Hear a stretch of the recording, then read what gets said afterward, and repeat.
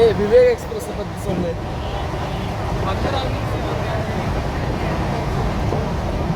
லைஃப்பில் உயிர் இருந்தால் விவேக் எக்ஸ்பிரஸுக்கு மட்டும் வந்துடாதீங்க.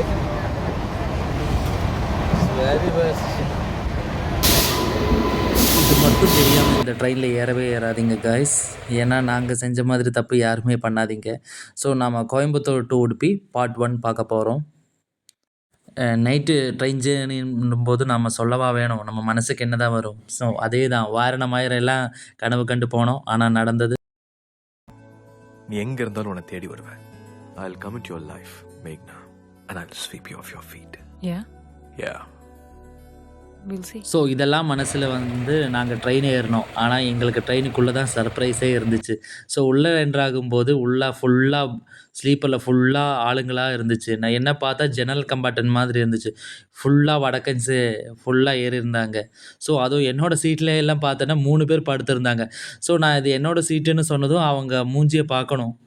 ஸோ அவங்க இறங்குறதுக்கும் தயாராக இல்லை. ஸோ அப்புறம் என்ன பண்ணுறதுன்னு தெரியாமல் நாங்கள் ஒரு கம்ப்ளைண்ட் ரெஜிஸ்டர் பண்ணோம். ஸோ கம்ப்ளைண்ட் ரெஜிஸ்டர் பண்ணதுக்கப்புறம் என்ன ஆச்சுன்னா, இவங்க பார்த்தாங்க. ஆனால் ஷொர்ணூரில் தான் பார்த்தாங்க.